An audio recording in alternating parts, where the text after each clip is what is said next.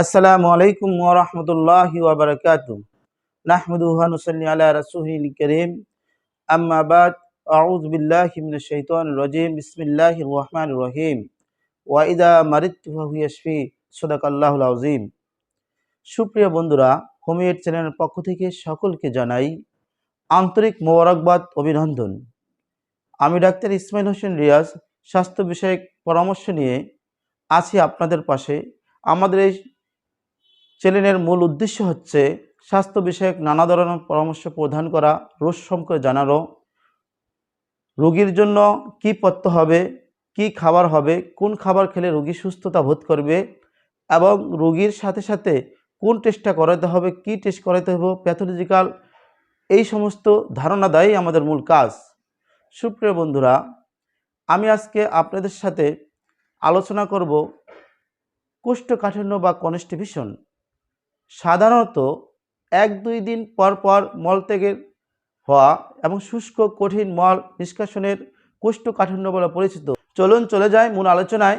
তার আগে যারা এখনও আমাদের চ্যানেলটি সাবস্ক্রাইব করেননি, দয়া করে এখনই আমাদের চ্যানেলটি সাবস্ক্রাইব করে দিন এবং পাশে থাকা বেল আইকনটি প্রেস করে রাখুন, যাতে পরবর্তী নতুন কোনো ভিডিও আসা মাত্রই আপনার কাছে নোটিফিকেশন পৌঁছে যায়।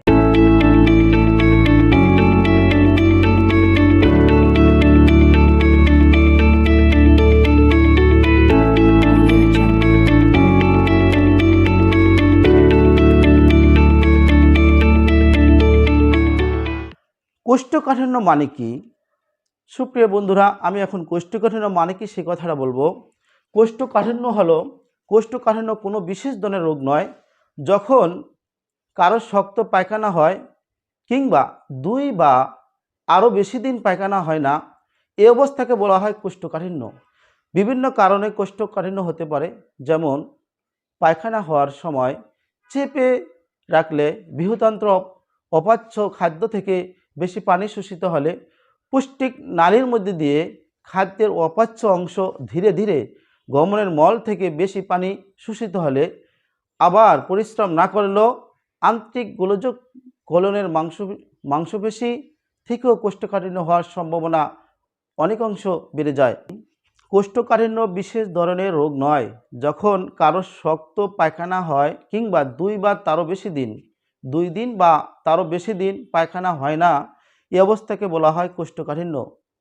বিভিন্ন কারণে কোষ্ঠকাঠিন্য হতে পারে, যেমন পায়খানা হওয়ার সময় চেপে রাখলে, বৃহতন্ত্রের অপাচ্য খাদ্য থেকে বেশি পানি শোষিত হলে, পুষ্টিক নালীর মধ্যে দিয়ে খাদ্যের অপাচ্য অংশ ধীরে ধীরে গমনের মল থেকে বেশি বেশি শোষিত হলে, আবার পরিশ্রম না করলে, আন্তরিক গোলযোগ কোলনের মাংসপেশি স্বাভাবিক তুলনায় ধীরে ধীরে সংকুচিত হলে, রাফিজ বা আজযুক্ত খাবার না খেলেও কোষ্ঠকাঠিন্য হওয়ার সম্ভাবনা অনেকাংশে বেড়ে যায়।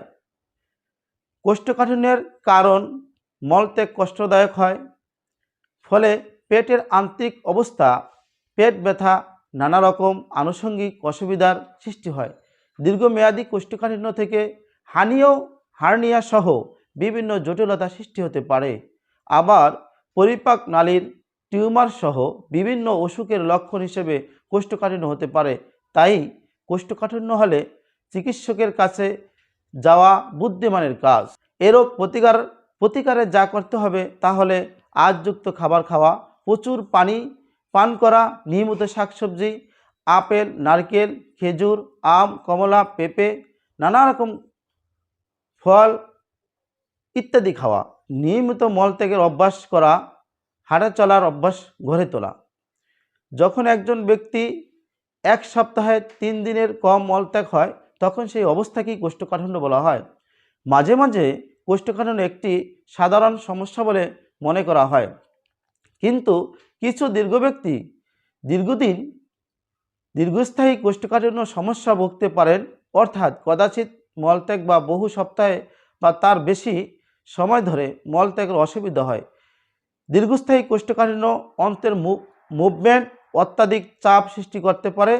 এটি একজন ব্যক্তির দৈনন্দিন কাজ সম্পাদন করার ক্ষমতার সাথে হস্তক্ষেপ করতে পারে। সুপ্রিয় বন্ধুরা, আজ আলোচনা এই পর্যন্তই। পরবর্তী ভিডিও দেখার আমন্ত্রণ রইল। যদি কোনো প্রকার প্রশ্ন থাকে কমেন্টের মাধ্যমে জানাবেন। বন্ধুরা, আজ আলোচনা এই পর্যন্তই। পরবর্তী ভিডিও দেখার আমন্ত্রণ রইল। যদি কোনো প্রকার প্রশ্ন কমেন্টের মাধ্যমে জানাবেন প্রশ্ন থাকলে, এবং বেশি বেশি শেয়ার করে আমাদের বন্ধুদের জানার সুযোগ করে দিন। এই রকম নতুন নতুন ভিডিও তৈরি করতে আমাদের অনুপ্রাণিত করুন। আজ এ পর্যন্তই।